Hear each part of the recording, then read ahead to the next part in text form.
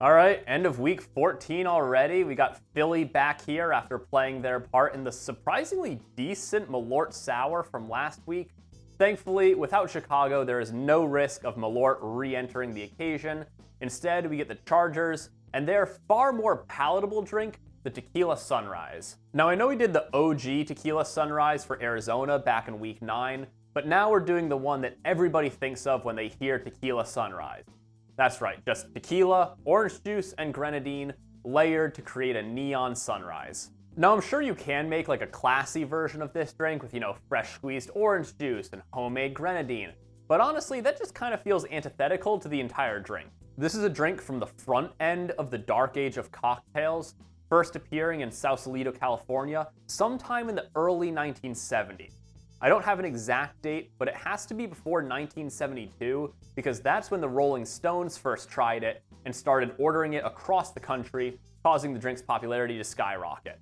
Now, Philly's representative doesn't have that same kind of endorsement, but it is apparently the signature cocktail of Philadelphia. It's the Philly Flyer. The Philly Flyer is a pretty straightforward riff on the aviation, just swapping out the difficult-to-find creme de violet for the far easier creme de cassis. I assume this is also where the name comes from, as it's a riff on the aviation, and it ties into the local hockey team, the Flyers. And then they also added Philly on the front of it, in case you just really didn't get it. Not really much of a background on this drink. It comes to us courtesy of Philadelphia Magazine in 2011, when they held a competition to determine what would be the signature cocktail of Philadelphia. This was the winning submission, submitted by amateur mixologist Rick Fitzgerald, who described it as a loose riff on the aviation. I think we have different definitions of the word loose, but hey, why mess with what works? I had a lot of thoughts on how to combine these two. We've got what is essentially a glorified mixed drink on one hand versus a very refined cocktail on the other. So what I eventually went with was a little bit of a compromise between those two extremes, settling on a final spec of 1.5 ounces of gin. This is our Botanivore gin, so certainly a very sort of, punchy and herbaceous gin. I think it'll add some really nice notes to this drink. I feel like it's been a little while since I've done a gin drink as well. I do love me a good gin drink. 1/2 ounce of our creme de cassis. Of course, getting a little bit of that color in there from the Philly Flyer. Also, I had the bottle of this that I got back for the OG Tequila Sunrise, so it feels like a bit of poetry, We're sort of rhyming with bringing the creme de cassis back around into this drink. But up next is the modern Tequila Sunrise's contribution. 1 ounce of orange juice. And of course, as befitting the fucking Tequila Sunrise, this is just a bottle of Tropicana that I got from a CVS. Because honestly, if you're making a Tequila Sunrise with orange juice of any higher quality, what are you doing? Is it really a Tequila Sunrise at that point? Like, just make an actual fucking drink with orange juice at that point. 1/2 ounce of lemon juice. So this is for additional acid because lemon juice has a much higher acid concentration than orange juice, if I remember correctly. Pretty sure I'm right about that. I need to check my liquid intelligence tables. And the final ingredient, 1/4 ounce of grenadine. This is, of course, the, red 40 roses grenadine. This is not the sweet tart pomegranate syrup that you would find in like a Ward 8 or a drink of that nature. I did consider doing this as like a layered cocktail, but I kind of have beef with layered cocktails and it's just too much work, so I'm just doing this as a shake and drink. We're gonna shake that all up. Ooh. Hold on. Yeah, it's a good seal. Yeah. There we go. I don't know why, my shaker has been in like open rebellion against me for the entirety of today. I don't know why it's not behaving like it normally is. But anyways, I'm gonna strain that into our rocks glass over a large cube. It's kind of a similar sort of color to the Flaming Devil from Houston versus KC. That same sort of pinkish rose color. Quite a lovely little color. All right, and now, so with the Philly Flyer, you know, I knew this had to be something sort of aviation or flight related for this drink's name. And with the Chargers, I decided to work in Disney. So I named this after one of my favorite Disney rides. This is the Soarin', potentially, you know, parentheses over Philly, but short name, just the Soarin'. Let's give it a try.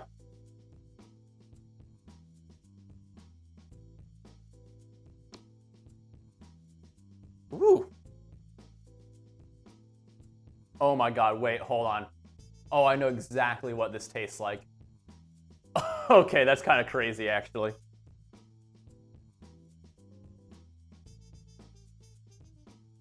Oh my God, I know.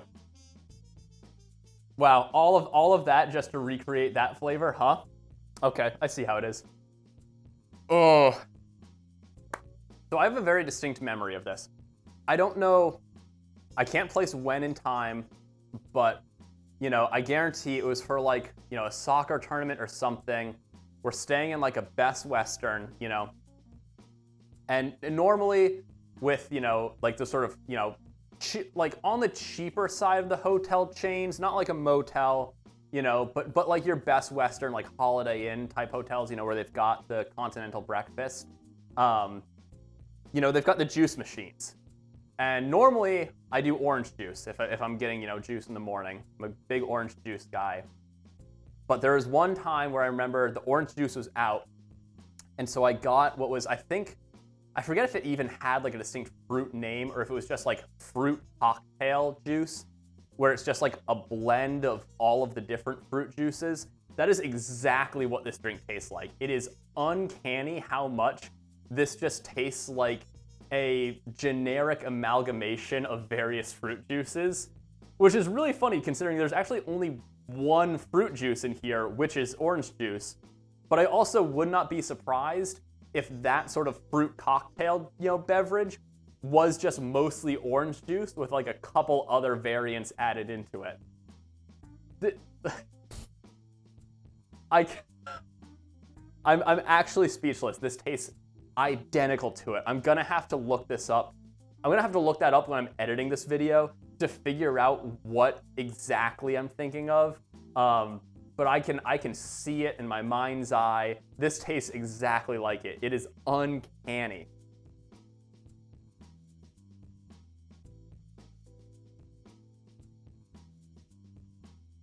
Yeah, I think a lot of it is what it is that like black currant from the creme de cassis has, you know, it's grape adjacent. It's not literally grape, but it's close enough to grape. Obviously, like black currants and grapes are different things, but it's close enough that it's kind of filling that grape type role. And so you've got basically grape and orange juice, and then like a little bit of extra acid from the lemon juice, and then a little bit of that sort of like sweetness, you know, that preservative taste from the grenadine. And yeah, it just does. It so clearly has that taste of like generic fruit cocktail. Not cocktail in like the alcoholic sense, like cocktail in like the mix of various fruit juices. Just generic fruit juice blend. It is uncanny, absolutely uncanny. I am intrigued and disturbed and so many emotions.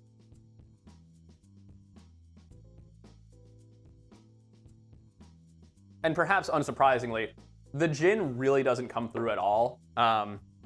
Which again is like the second time actually, I think, that I have had this very punchy, very herbal, very botanical gin in a drink and have it completely get washed out by its supporting cast. It is kind of crazy, and at this point I'm starting to feel bad for this botanivore. I'm just like sending it out here to die in all of these drinks. But really, it's the creme de cassis that dominates this drink. That one comes through so much stronger than any other note. It really is. It's like, you know, in terms of the pecking order of this drink, creme de cassis is right on top. That is the thing you taste the most.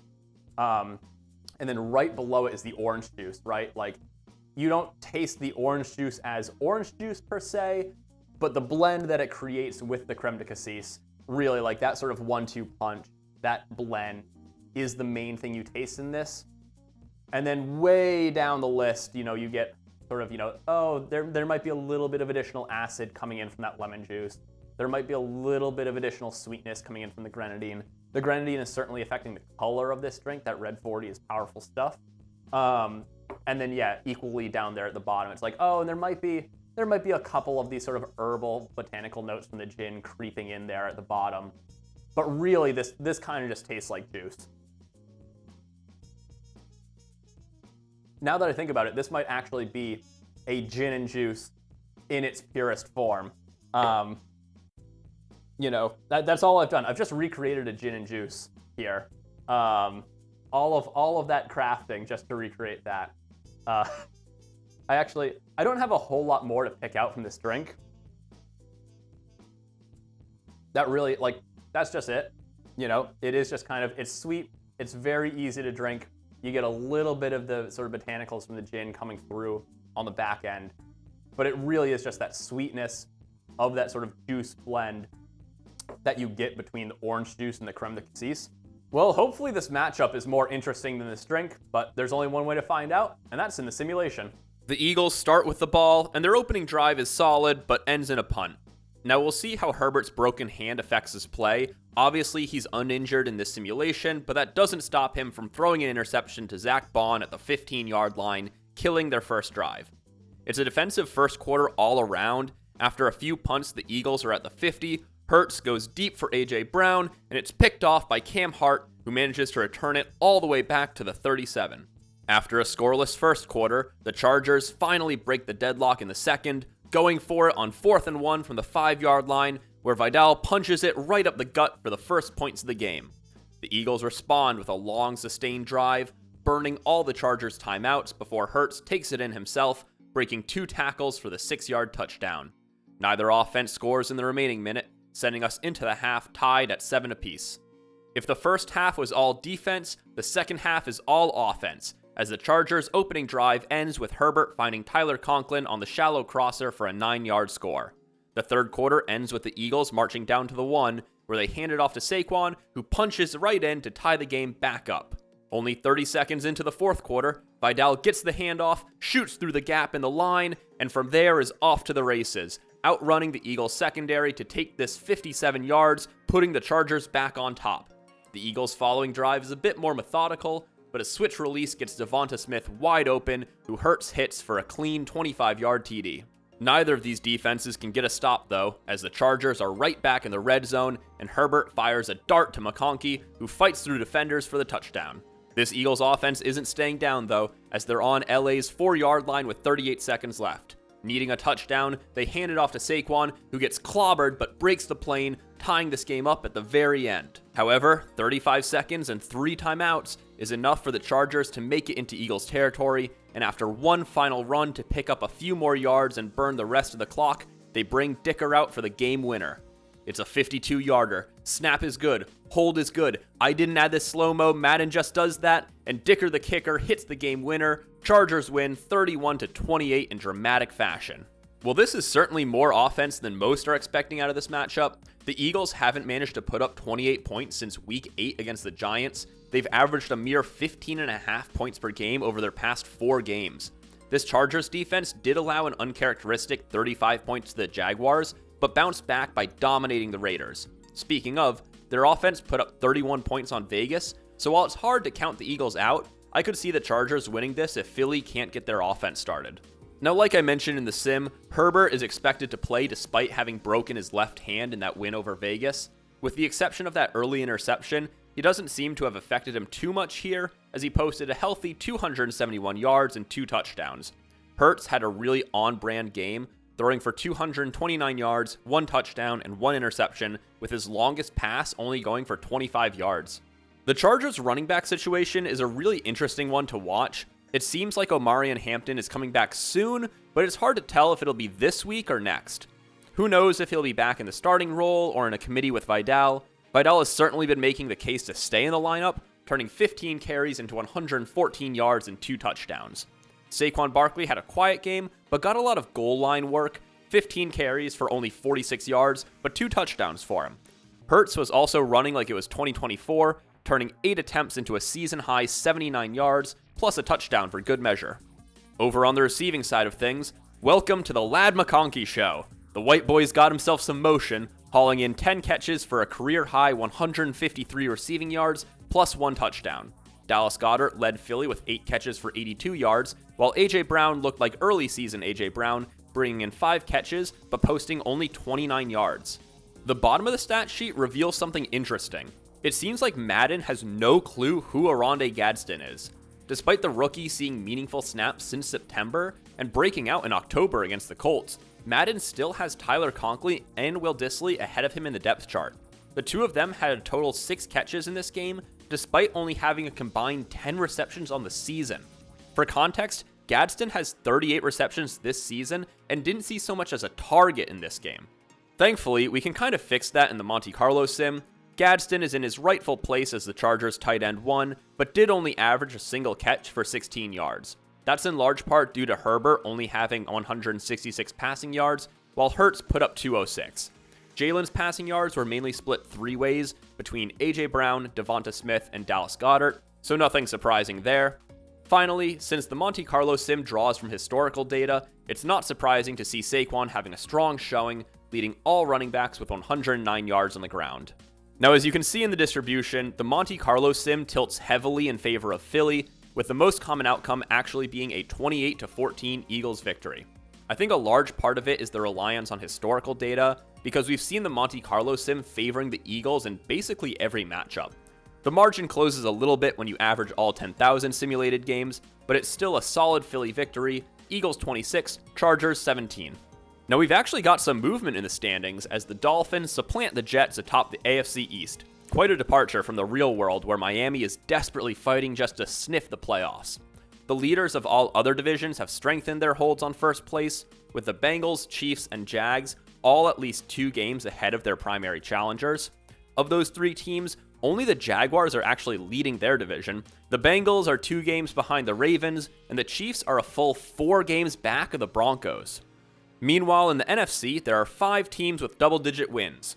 As of recording, there's not a single NFC team with double-digit wins, and only 4 that could potentially crack 10 wins at the end of Week 14. Now, the Eagles and Bucs are both leading their respective divisions in real life as well, but Chicago has essentially flipped their wins and losses, and the 49ers are currently 3rd in their division, despite having the same 9-4 record that they have in the sim. What a batshit crazy season it's been.